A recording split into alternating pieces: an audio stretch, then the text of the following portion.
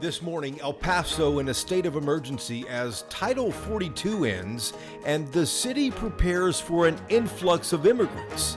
Congressman Keith Self on what Texas might see.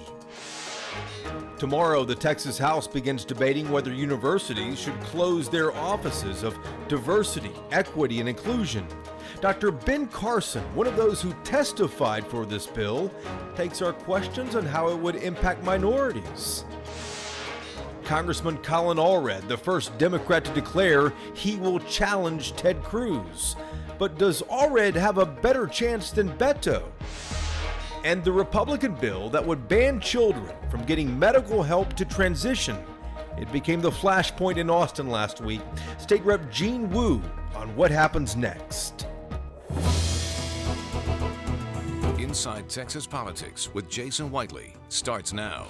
Good Sunday morning to you. Let's start with the latest political headlines here in our state. Texans overwhelmingly say this state should raise the age to buy a firearm from 18 to 21. UT Austin did this survey. It found that 3 out of 4 Texans support raising the age to purchase a gun. But here is the real number. Republicans even backed the proposal 2-1. 64% of conservative voters support it, 31% oppose it. And right now, Texas Republican lawmakers remain beholden to that 31%.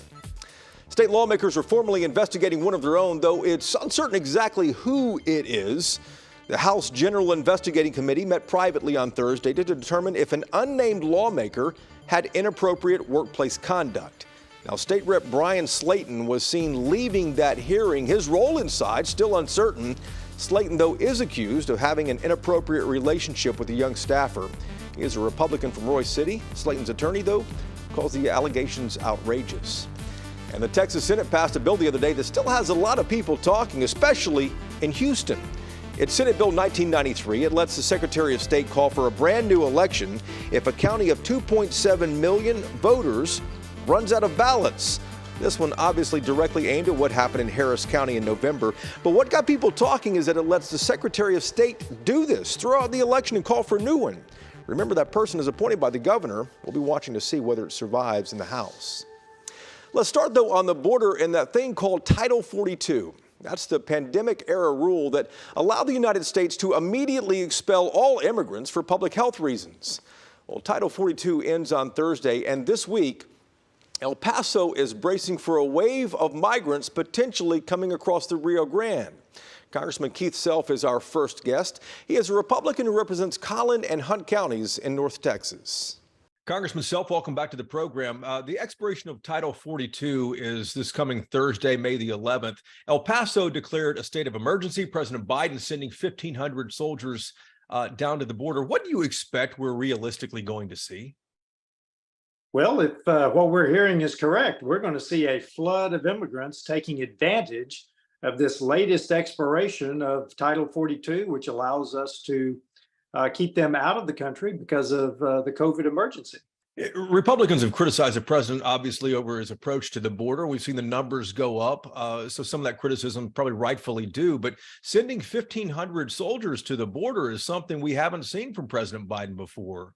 What do you think about that effort? Well, I think that they're going to go down there to do administrative duty. So they're going to go down there armed with pencils and pens. Hopefully that will relieve some border agents to do their job. But from what I've heard in my trips to the border is that the border agents are handcuffed anyway. So I see this as a PR move. This is a move to show the public that we're doing something. But remember, the way I understand it, these soldiers are going to be doing administrative duties which do nothing to help secure the border.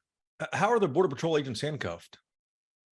Well, for instance, in the El Paso sector, when I was there, they said that they really did not chase people that ran from them.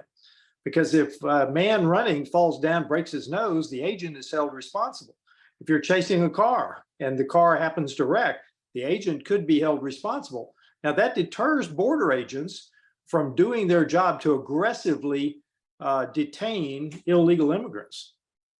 Congressman, one of your colleagues was on our program last week. He's from Texas, and he said that he's going to start working on legal pathways to immigration. I'm just curious whether you think there's an appetite for that in the Republican-led House right now. And I don't think in the Republican Congress, until we see action on illegal immigration, there's going to be a lot of appetite to deal with the very real issues we have with legal immigration, because we've seen President Reagan fall for that once. I don't think we're going to do it again. Congressman, you sent a letter to the president along with 30 other members. You had signed it as well, saying that a proposed rule to cut back on greenhouse gases over the next decade, cut them in half, more than half, that's going to have, you said, devastating consequences for manufacturers and for consumers. The problem you pointed out is really the batteries, because people are going to be in electric vehicles if they're not in automobiles powered by gasoline. This is a feel-good policy that is going to allow the wealthy progressives to feel good about their electric vehicles. But most of the electricity, even in their electric vehicles, will be produced by fossil fuels. They only store energy. They don't produce energy. In fact, this is going to increase pollution and expense for people across the board with their car buying. Did you hear back from the administration? No, not yet. I'll have to wait and see. Congressman, we appreciate the time. Thank you so much, Jason, for having me. Appreciate it. All right, now to Austin and a warning from the head of the Texas Public Utility Commission. Peter Lake, the chair, warned this week that the state's power grid could have outages this summer if wind turbines don't produce enough electricity when it is needed. Ian Mitra is a senior managing editor of the Texas Tribune. Ian, on the surface, it sounds like politics. Is this politics, or is this a legitimate warning about potential outages? Yeah, Jason, I think you're right to single out both. I think there's a little bit of both involved in this. But what's clear is, it seems like we go through this ahead of every summer here in Texas, which is the concern about whether we're going to have enough power to support. This is a state that's growing, higher population, and so the demands for power are greater. So certainly the PUC chair is right to spark this discussion. It's just a matter of as we're talking about this, there's debate about increasing more incentives for natural gas power plants, as well as the debate over the aspect of renewables. But sure. Truly, it's something that requires a little bit of everything. And something we'll all be watching here. This past week, the Texas Tribune, your organization there, published a really in-depth look at the state's deteriorating water infrastructure here. What do Texans need to know about this? Just kind of a high-level overview. And secondly, is the legislature responding, Ian? Yeah, so this investigation by the Tribune really just kind of showcased how, there's 7,000 public water systems across this state, mostly locally operated too. A lot with aging infrastructure, pipes that, have been, decades, if not hundreds, more than 100 years old, that could lead to leaks. Millions of gallons of water leaking that could lead to contamination. Yeah. And it's really expensive to keep that kind of system upgraded. The state is looking at this. There's legislation that would create a $1 billion fund to address this type of infrastructure across the state. Right. The challenge, of course, is that it's far more expensive than that to keep up with. So it's a continuing challenge that the state will have to address. That is a good article there too, Ian. Thanks. Back to you in just a moment here.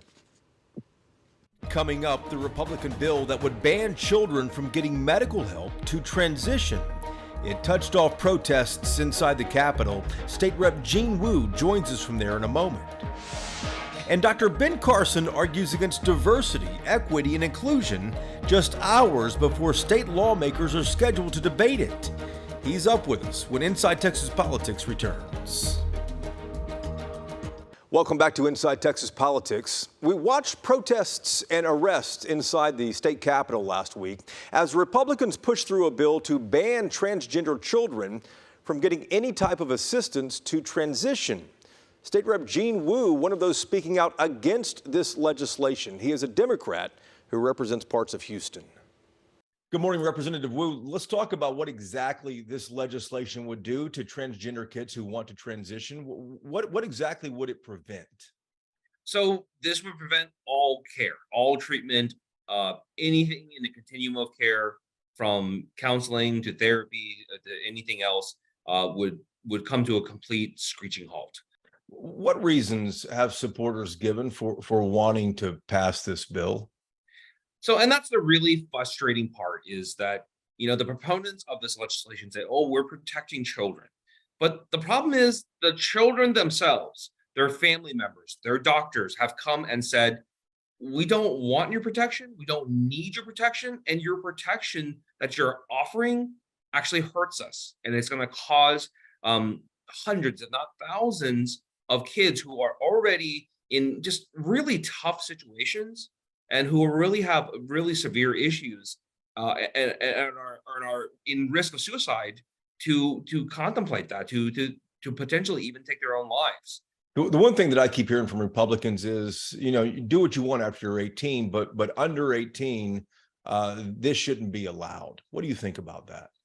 So again, we would defer that question to the families, to the doctors, to the children themselves, to the young people who have struggled with this, who have spent their lives dealing with this, who have gone through therapy, who have gone through counseling, who have talked to people, who have dealt with this day in and day out. The opposition is not willing to even pass a single gun-related bill that would actually make kids safer.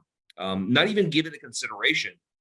But they're using this. They're using this as saying, "Oh, we're going to protect kids."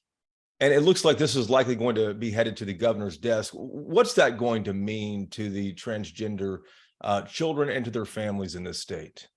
So there are an estimated 30,000 transgendered youth in the state of Texas. And, my heart breaks for them and for their families because it's already hard enough to be transgender. It's already hard enough to know that society as a whole views you differently, rejects you, shuns you. But to have the government itself come and tell you that you are unwelcome, that you are unwanted, that you cannot get the care you want, that it's more important to them to make political points than to protect your life and safety and to prevent you from contemplating taking your own life. My heart breaks. My heart breaks for these families, for these kids who have to go through this. I hate bullies. And this is the worst type of bullying, to go after these kids and these families who they don't have any political power. They don't have a great voice. And they're just the weakest kid in this playground, and they're just going after them and just beating the crap out of them. Representative, thank you for the time. Thank you. Tomorrow, the Texas House begins debating whether universities should close their offices of diversity, equity, and inclusion. The Texas Senate already passed this bill, and one of those who testified for it in the Texas Senate, Dr. Ben Carson, former Republican presidential candidate and the founder of the American Cornerstone Institute. Dr. Carson, welcome to the program. You testified for this in the Senate. How do you expect it's going to impact minorities in this state? Well, first of all, we have to recognize that there's been a tremendous amount of progress in terms of diversity and racial equality just in my lifetime. The country has changed dramatically in that sense. And what we particularly don't want to do is enact policies that polarize and that create divisions between groups of people. Dr. Carson, in Texas, you testify part of the reason you're firmly against DEI, diversity, equity, and inclusion, is because you grew up in a time when real racism existed. Do you think it still exists today? Well, as long as there's evil in the world, there'll be people who will be unfair. But recognize that it is a completely different country now than it was when I was a kid. And, racial issues just are not the same as they were before. So why should we dig them up and put them on a pedestal once again? We don't need to do that. We need to build on the progress that we've made already. Some people will be watching this, Dr. Carson, and say, well, how should these institutions ensure or guarantee that you're not going to just have one racial group make up a student body or faculty, et cetera? Should Texas ensure any type of diversity? If you see an institution that for some reason is all one race, of course that should probably raise some suspicion that there may be some changes that need to be made there. But I don't see that happening. That's not going on right now. And if it's not a problem, let's not solve a problem that doesn't exist. Dr. Carson, 16 other states have similar bills. Have any of those passed so far to your knowledge? I'm not aware of any that have passed.